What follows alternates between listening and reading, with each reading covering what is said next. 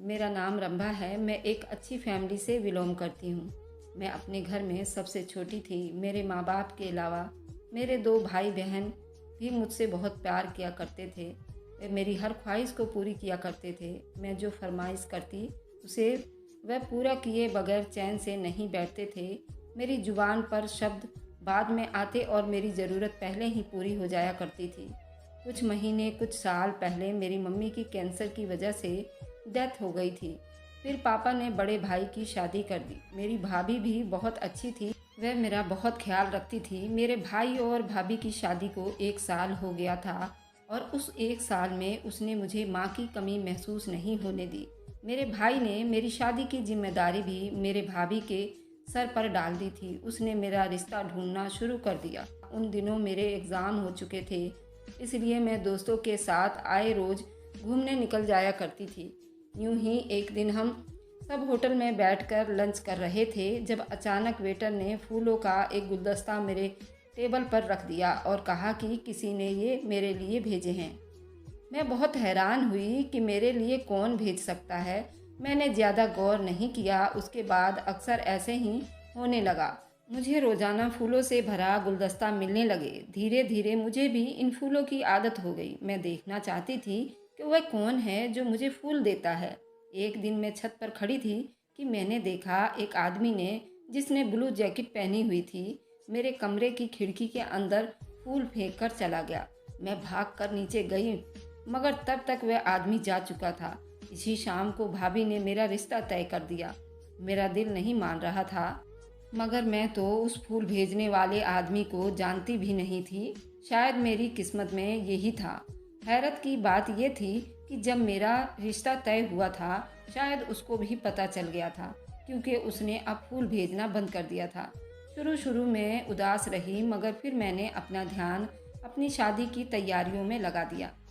बहुत जल्दी ही मेरी भाभी ने मेरी शादी अपने पसंद के लड़के से तय कर दी।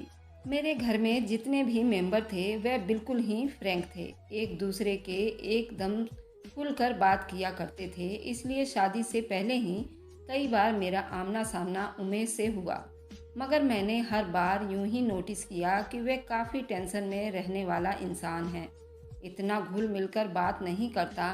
मैंने भाभी से बात की तो कहने लगी, अरे उसमें इतना परेशान होने वाली क्या बात है।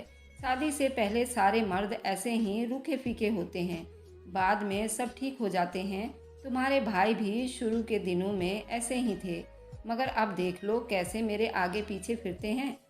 भाभी की बातों से मेरे काफ़ी हद तक तसल्ली हो गई और मैंने शादी के लिए हाँ कर दी। मेरी शादी उमेश से हो गई। वे बहुत अच्छा था। उनके घर में मेरी सास, ननद और मेरे होने वाले पति थे। अब हमारी शादी के 8 दिन चल रहे थे। सब अच्छे से बीत रहा था, लेकिन मुझे कुछ हरकतें उमेश की बहुत ही अजीब लग रही थी। वह बहुत तेज़ परफ्यूम लगाया करता था, जो मुझे बिल्कुल अच्छा नहीं लगता था। लेकिन नई नई शादी तो मैं कुछ कह भी नहीं सकती थी। शादी की रात भी मैं तैयार होकर उसका इंतज़ार कर रही थी। जब दूल्हा बनकर मेरे कमरे में आया तो मैं इतने हैंडसम आदमी को देखकर बहुत खुश हुई। उसने मुझे मुंह दिखाई दी थी कि मेरी आंखें नींद से भरने लगी और मैं वैसे ही वहीं सो गई।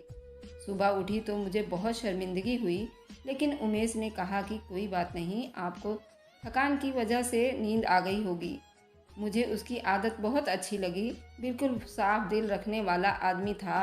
रिसेप्शन वाले दिन भी बहुत थका देने वाला था। 5 घंटे बराबर बैठे बैठे मेरी कमर अकड़ गई थी, इसलिए कमरे में आते ही कमर सीधी करने को लेट गई, मगर लेटते ही आंख लग गई और मैं सो गई। मुझे सुबह बहुत डर लग रहा था कि उमेश नाराज़ होगा। अगर वह नाराज़ था भी तो उसने मुझे महसूस तो नहीं करवाया। वह नॉर्मल मुझसे बात कर रहा था। मुझे कुछ दिनों की बात थी, जब उमेश काम से घर वापस आया तो उसने इतनी तेज़ परफ्यूम लगा रखी थी कि मेरी नाक को चुभने लगी और मैं नींद में जाने लगी। रात को खाना खाने के बाद हम सोने के लिए लेट गए। मुझे बहुत जल्दी नींद आ गई। रात के आखिर पहर में मैंने डरावना सपना देखा तो डर के मारे मेरी आंख खुल गई। मैंने उमेश को आवाज़ दी तो हैरान रह गई। मेरी आंखें हैरत के मारे फटी की फटी रह गई। दूसरी तरफ देखा तो उमेश गायब था। मैं परेशान से उठी और पूरा कमरा देख लिया, लेकिन उमेश का कोई अता पता नहीं था। बाथरूम भी मैंने चेक कर लिया लेकिन वहाँ भी नहीं था। मैं डरते हुए दोबारा बेड पर आ गई। बाकी सारी रात मेरी डरते हुए गुजरी। सुबह तो नाश्ते के टेबल पर उमेश को देखकर धक्का सा लगा। मैंने पूछा कि कहाँ थे आप? तो कहने लगा कि तुम बहुत जल्दी सो गई थी, मुझे नींद नहीं आ रही थी, इसलिए सारी रात आंगन में टहलता रहा। मुझे अपने आप से शर्मिंदगी हुई कि पत्नी का काम पति को खुश करना है और मैं रोज़ 9 बजे ही सो जाया करती हूँ। पता नहीं शादी के बाद इतनी जल्दी नींद कैसे आने लगी थी। अपने घर में तो मैं 2 या 3 बजे तक जाग जाया करती थी। यहाँ पता नहीं क्यों उमेश के घर आते ही मुझे नींद के झोंके आने लगते हैं। मुझे उमेश के चेहरे पर नाराज़गी तो नज़र नहीं आई, मगर मैं उसका शिकायत समझ गई थी। अगले दिन मैंने दोपहर में ही सो के अपनी नींद पूरी कर ली ताकि रात को जल्दी ना सो सकूं। शाम होते ही मैंने तैयार होना शुरू कर दिया। तैयार होकर मैंने उमेश का इंतज़ार करना शुरू कर दिया। जैसे ही वह ऑफिस से आया, मैंने उसके हाथ से बैग ले लिया और खुद को मुस्कुराकर उसको देखने लगी। उनको देखा तो वह बहुत थके हुए लग रहे थे। मुझे लगा वह मेरी तारीफ़ करेंगे कि तुम बहुत खूबसूरत लग रही हो, मगर उन्होंने मुझे देखा तक नहीं। इसलिए मैं उनके बिल्कुल करीब चली गई, मगर फिर उनके परफ्यूम से मुझे छींकें आने लगी। उमेश ने बहुत तेज़ परफ्यूम लगाई हुई थी, इतनी तेज़ कि कुछ ही मिनटों में मेरा सर चकराने लगा और फिर मैं गहरी नींद में चली गई। फिर क्या हुआ मुझे नहीं पता। सुबह उठी तो सर भारी सा हो रहा था। अचानक मेरी नज़र अपने हाथों और पैरों पर पड़ी तो मेरी जान ही निकल गई। मेरे हाथ पाँव और सूजन पड़ रही थी। मुझे समझ नहीं आ रहा था कि मेरे साथ ये सब क्या हो रहा है। उमेश भी कमरे में नहीं थे। नाश्ते के टेबल पर सास ने मुझे कहा कि तुम्हारे हाथों को क्या हुआ। मैं घबरा गई और कहने लगी कि पता नहीं सूजन हो गई। मेरी सास कहने लगी अपने हाथों और पाँव पर कोई क्रीम वगैरह लगाओ ताकि सूजन ख़त्म हो जाए।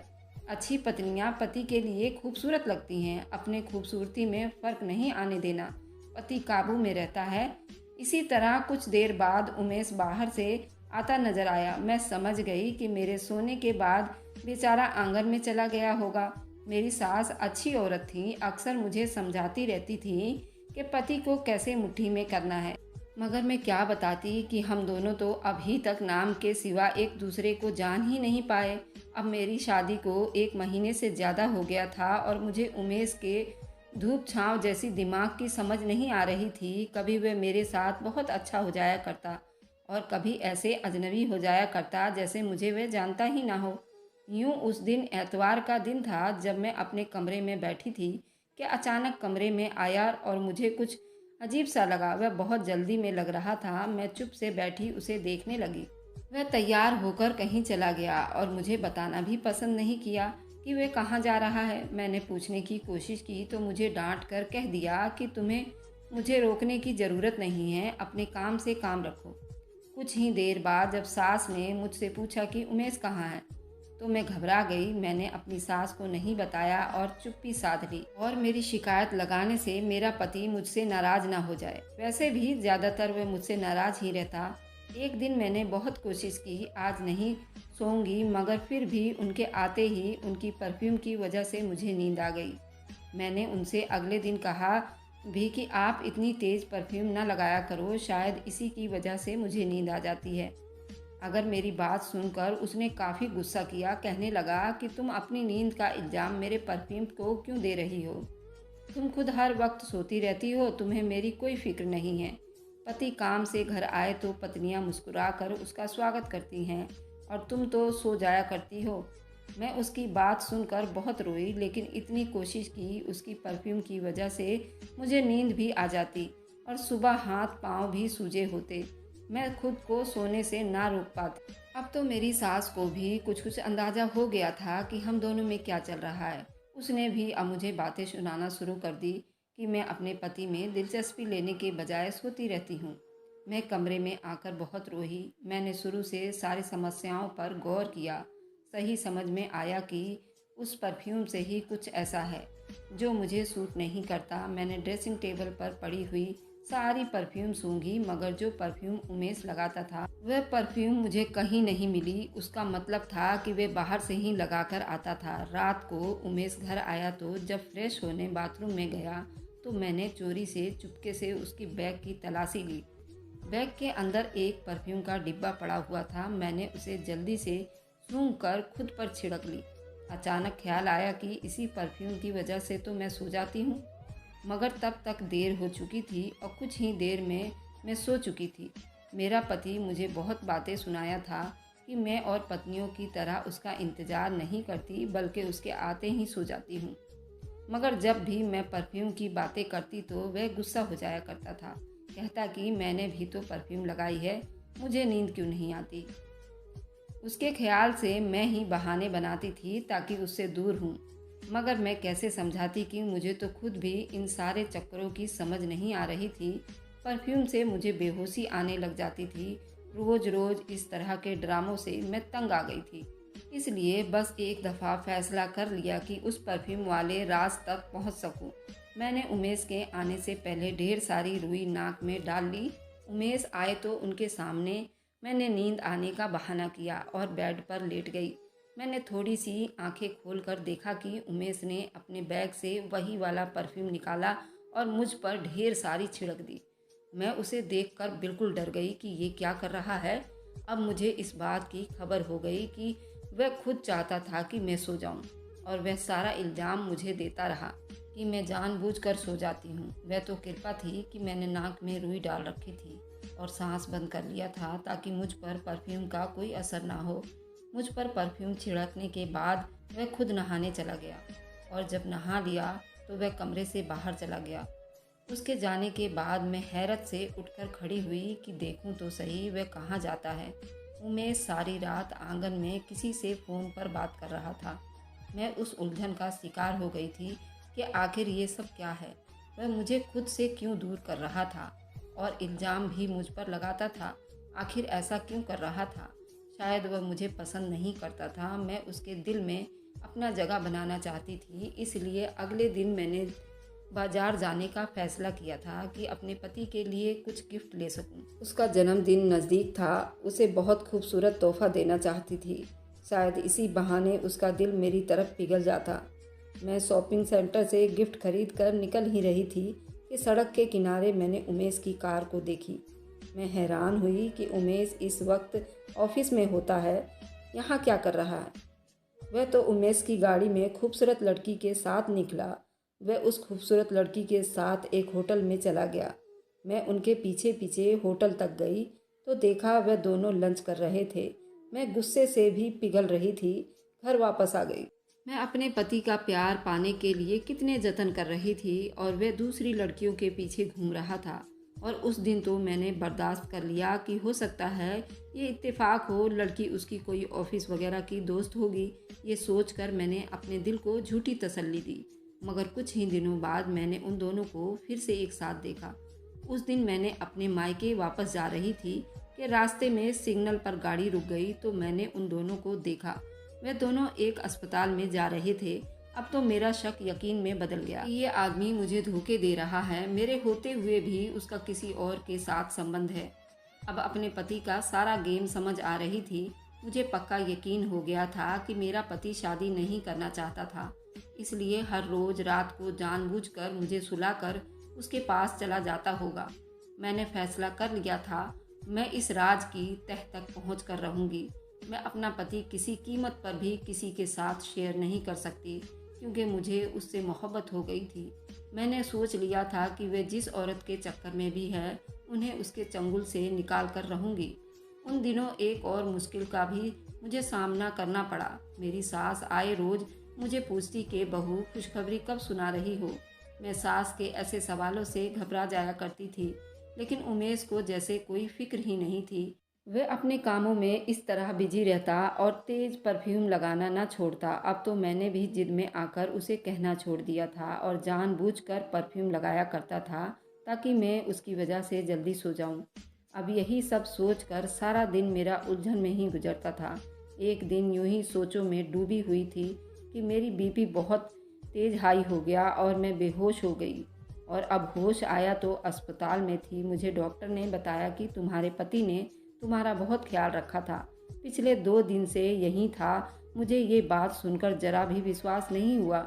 मैं हैरान हो गई, लेकिन जैसे ही मेरी नज़र उस डॉक्टर पर पड़ी मेरी जान निकल गई, क्योंकि वह तो वही लड़की थी जिसको 2 बार मैंने अपने पति के साथ देख चुकी थी। वह डॉक्टर मुस्कुराते हुए चली गई। मुझे थोड़ी देर बाद पहले अपने पति का सुनकर हैरत हुई थी, अब समझ में आ गया, क्योंकि वह 2 दिन यहाँ रहा था। मुझे यकीन हो गया था उसी डॉक्टर की वजह से रुका होगा ताकि उसके पास रह सके। वैसे भी वह इतनी खूबसूरत थी, किसी का दिल भी उस पर आ सकता था। यही बात मेरे दिल को चुभ रही थी। मेरी तबीयत ठीक हुई तो भाभी और भाई मुझे लेने के लिए आए और कहने लगे, कुछ दिन अब तुम हमारे साथ रहो। मैं उनके साथ अपने घर चली आई। अपने कमरे में आकर जब मैंने अलमारी से कपड़े निकाले तो बहुत से सूखे हुए फूल मिले। उन फूलों को देखकर मुझे सब याद आ गया। कोई मुझे चाहता था और मेरा कोई दीवाना भी था जो मुझे फूल भेजता था, और मैं आज जिसको चाहती थी उसको मेरे प्यार की कोई कदर नहीं थी। अगले दिन भाई मुझे दोबारा अस्पताल ले गया। डॉक्टर ने कहा था कि तुम्हें दोबारा चेकअप के लिए एक बार आना है।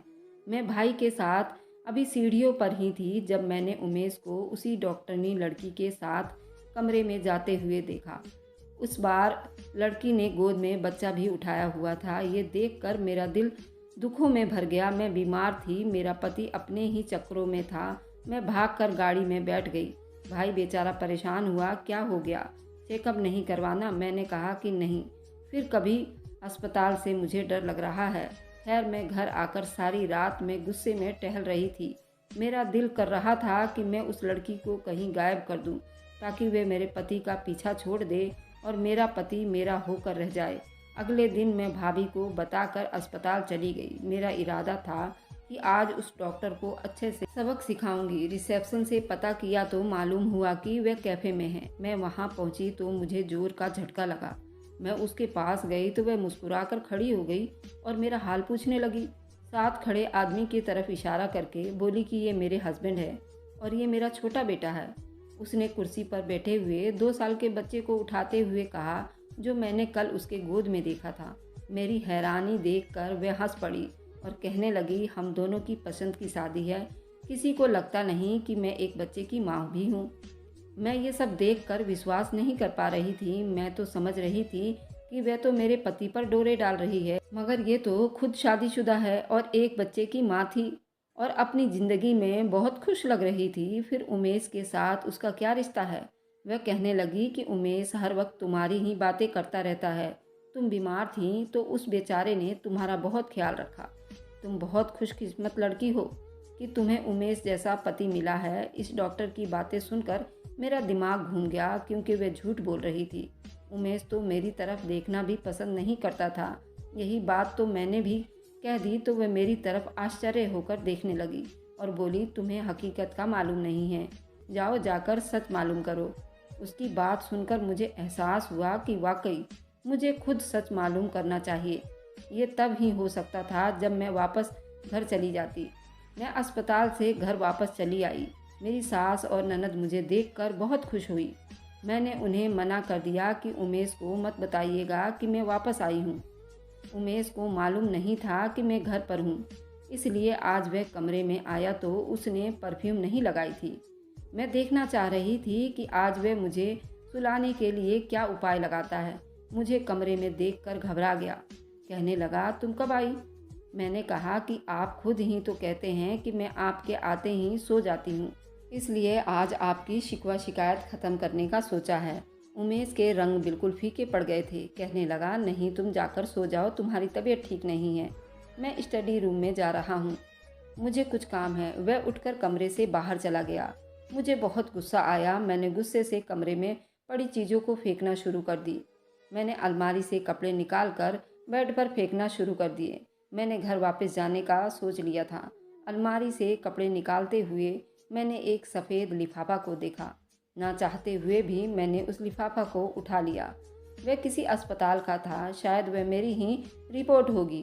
यही सोचकर मैंने वह खोल लिया, लेकिन जैसे जैसे मैं पढ़ती गई मेरे कदमों तले से ज़मीन निकलती गई। वह रिपोर्ट उमेश की थी, उसे ब्रेन ट्यूमर था। यही हकीकत मुझसे बर्दाश्त नहीं हुई और मैं ज़मीन पर गिर गई। मुझे यकीन नहीं आ रहा था कि ये सच है। मैं भागती हुई उमेश के पीछे स्टडी रूम में गई। वहाँ पर मुझे एक और झटका लगा जब उसके स्टडी रूम में हर तरफ मेरी ही तस्वीर थी और वह सारी तस्वीर जहाँ जहाँ हम गए थे वहाँ की थी। जब वह मुझे फूल भेजा करता था उस जगह की तस्वीर भी निकाल रखी थी। इसका मतलब ये था कि फूल भेजने वाला आदमी उमेश ही था। ये जानकर मेरे सर पर आसमान टूट पड़ा। उसके सामने जाकर उसकी रिपोर्ट रखती थी। वह चौंक पड़ा। मैंने रोते हुए पूछा कि ये सब क्या है, तुमने ये सब मुझसे क्यों छुपाई?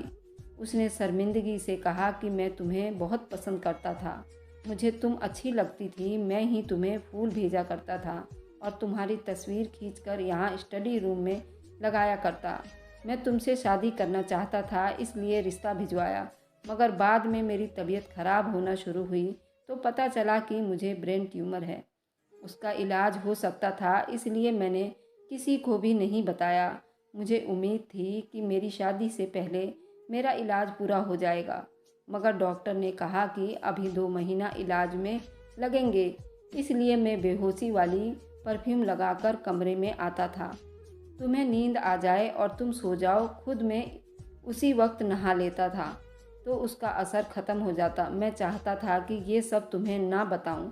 मैंने सोच रखा था कि अगर मैं ठीक नहीं हुआ तो तुम्हें अपनी ज़िंदगी से आज़ाद कर दूंगा, तुम्हें साथ ना इंसाफ़ी नहीं होने दूंगा। वह लड़की मेरे कॉलेज की दोस्त है और मेरे दोस्त की पत्नी है और डॉक्टर भी है। मेरा इलाज उसी के अस्पताल में हो रहा है और वही मेरा इलाज कर रही है। मैं जानता हूँ कि तुम मुझ पर शक कर रही थी। तुमने हमें उस दिन लंच करते हुए देख लिया था। उस दिन मेरा दोस्त भी हमारे साथ ही था। रास्ते में उसे जल्दी ज़रूरी काम से जाना पड़ा तो वह कहने लगा कि तुम लोग जाकर खाना शुरू करो, मैं 10 मिनट में आता हूँ। तुम उसी टाइम हमें देखकर वापस चली गई और जाने क्या सोचती रही मेरे बारे में। अपने पति की जुबानी ये सारी कहानी सुनकर मैं दंग रह गई थी। वे कितने अच्छे थे, मुझे तकलीफ़ से बचाकर खुद अकेला सब कुछ सह रहे थे। उन्होंने किसी को भी नहीं पता चलने दिया कि वे कितनी बड़ी बीमारी से लड़ रहे हैं। मैंने उन्हें तसल्ली देते हुए कहा कि तुम फिक्र ना करो, मैं तुम्हारे साथ हूँ, तुम ज़रूर ठीक हो जाओगे। अगर नहीं भी हुए तो भी मैं तुम्हारे साथ ही रहूँगी, हमेशा हर कदम पर तुम्हारा साथ दूँगी। उमेश ने मेरा धन्यवाद करते हुए उसने माफ़ी मांगी। मैं कितना गलत सोच रही थी अपने पति के बारे में। मैंने उनका खुद से ख्याल रखना शुरू कर दिया। 3 महीने के बाद उमेश की सर्जरी हुई और उसका ब्रेन ट्यूमर भी ठीक हो गया। आज हम पति पत्नी एक दूसरे के साथ बहुत खुश हैं। खुशियाँ और गम आते रहते हैं। पति और पत्नी को एक दूसरे को सपोर्ट करना चाहिए और ख्याल रखना चाहिए। तो कैसी लगी दोस्तों मेरी स्टोरी, मुझे कमेंट में ज़रूर बताइएगा। Thanks for watching, like and subscribe, bye bye.